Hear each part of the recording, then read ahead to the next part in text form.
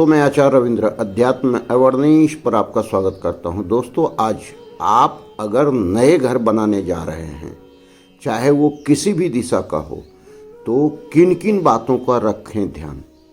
अगर आप चाहते हैं जीवन में सुख समृद्धि और घर में शांति बना रहे, घर में जो है आर्थिक तंगी नहीं आए, घर में किसी प्रकार का कोई बीमारी में न जाए या किसी प्रकार के कर्ज में न डूबे, तो नए घर बनाने वक्त में इन बातों को रखें ध्यान। क्या क्या है ये बातें, ये समझिए। और अगर इन बातों का ध्यान नहीं रखते हैं तो वास्तुशास्त्र आपको निश्चित रूप से कहीं न कहीं इन समस्या में भर सकता है, दे सकता है, ले जा सकता है। ध्यान से समझें। वास्तुशास्त्र के अनुसार अगर घर बनाने जा रहे हैं, प्लॉट सिलेक्शन करने जा रहे हैं, तो सबसे पहले प्लॉट जब लेने लगे तो इन बातों को ध्यान रखना आवश्यक है। किसी भी दिशा का हो तो जमीन की ढाल का ध्यान विशेष रूप से दिखना चाहिए, आपको रखना चाहिए ध्यान। क्या है ये समझिए। दक्षिण से उत्तर के तरफ जमीन का ढाल हो या पश्चिम से पूर्व के तरफ जमीन का ढाल हो, तो ये आपके मकान में सकारात्मक ऊर्जा का प्रभाव देता है, आपको सुख समृद्धि देता है। आप घर में अगर इस ऐसे स्थिति में रहते हैं तो आपको बहुत लाभ मिलता है। अगर दूसरी बात को ध्यान रखें कि जब भी प्लॉट लेने लगें तो किसी प्रकार का आरा तिरछा नहीं होना चाहिए, प्लॉट समकोण होना चाहिए। समकोण कहें तो 90 डिग्री पर उसका चारों कोण होना चाहिए। यह बहुत ही अच्छा रहता है, क्योंकि हम इस वीडियो में बताने जा रहे हैं या बता रहे हैं कि कैसा हो प्लॉट जो आपको घर में खुशहाली दे, आपको बरकत दे, आपको जीवन में समृद्धि दे। अब अगर हम देखते हैं किसी प्रकार का जो आपके घर में अगर किसी प्रकार की कोई गड़बड़ी है या प्लॉट में, तो कतई चूँकि आप महंगा प्लॉट ले रहे हैं तो आप जो है ऐसा प्लॉट नहीं लें।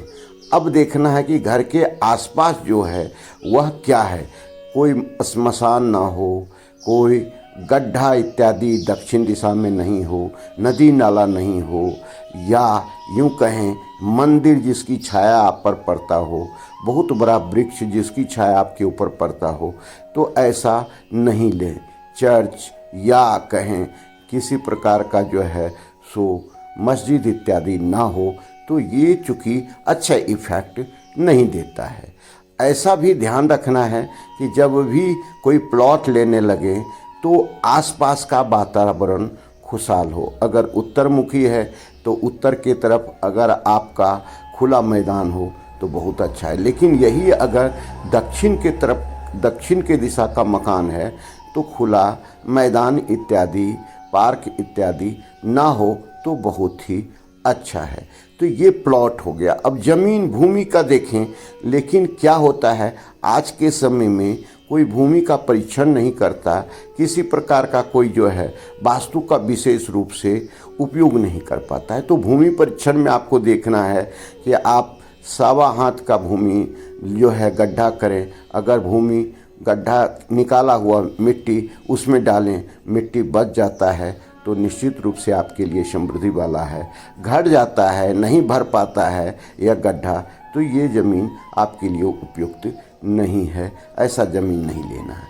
इसी प्रकार अगर हम ये गड्ढा में पानी डाल दें और पानी जो है सो भरा रह जाए तो समझिए ज़मीन आपके लिए अच्छा है, लेकिन पानी तुरंत जो है ख़त्म हो जाए, सूख जाए, तो ये सही नहीं है। ये भूमि परीक्षण भी जरूरी है। अब विशेष रूप से अगर घर बनाने जा रहे हैं, करोड़ों रुपया खर्च हो रहा है, तो कम से कम 5 फीट की सारी ज़मीन की जो मिट्टी है उसे निकाल करके खेत का नया मिट्टी भर करके बनाएं, तो ये आपके लिए बहुत अच्छा होगा। अब आते हैं वास्तु के अनुसार हमें मुख्य द्वार का विशेष रूप से ध्यान रखना आवश्यक है। ये पद के हिसाब से है, किसी भी दिशा का हो, उत्तर पूर्व दक्षिण पश्चिम किसी भी दिशा को हो, अगर हम वायव्य कोण से चलें 1 2 3 4 करके इस तरह से चारों तरफ 8 8 करके जो है 32 पद बनाते हैं, 9 करके 32 पद बनाते हैं। तो ऐसे स्थिति में आपको तीसरे चौथे प्रत्येक दिशा का पद बहुत अच्छा होता है। इसमें मुख्य द्वार अगर आप बना लेते हैं तो ये आपके लिए समृद्धि कारक होता है। अब अंदर की व्यवस्था को देखें, कभी भी ईशान कोण में आपका टॉयलेट नहीं आए, आपका ठीक आग्नेय कोण में टॉयलेट नहीं आए, नैऋत्य कोण में टॉयलेट नहीं आए, ये ध्यान रखना आवश्यक है। ब्रह्म स्थान में टॉयलेट नहीं आए तो ये बहुत अच्छा है। टॉयलेट वास्तु के अनुसार आप बनाएं, बहुत अच्छा है। इसके संबंध में वीडियो कई हमने दिया है, आप जा कर के देख सकते हैं। उसके बाद हम देखते हैं किचन की व्यवस्था। किचन की व्यवस्था आपको आग्नेय कोण में करें तो बहुत अच्छा है, अगर नहीं है तो इस संबंध में भी वीडियो दिया हुआ है, आप जा कर के देख सकते हैं। पूजा की व्यवस्था ईशान कोण में करें, अगर नहीं हो पाता है तो इस संबंध में वीडियो है, आप देख सकते हैं। मास्टर बेडरूम आप जो है नैऋत्य कोण में रखें, दक्षिण दिशा में रखें, सेंटर पश्चिम में रखें, बहुत अच्छा है। अगर नहीं हो पाता है इस संबंध में वीडियो है, आप जा कर के देख सकते हैं। ब्रह्म स्थान को खाली रखें और किसी प्रकार का भारी जो है सो स्तंभ इत्यादि ना दें, कॉलम इत्यादि नहीं दें, भारी सामान नहीं रखें, स्टोर रूम नहीं रखें, सीढ़ी नहीं बनाएं और टॉयलेट नहीं बनाएं, किचन नहीं बनाएं, तो बहुत अच्छा आपको रहेगा। खुला स्थान आपको उत्तर और पूर्व की ओर जितना अधिक रखेंगे वह आपके लिए घर समृद्धि देने वाला होगा। अब दक्षिण और पश्चिम की तरह जितना कम जो है खिड़की इत्यादि खुला स्थान रखेंगे वह आपके लिए बहुत अच्छा होगा।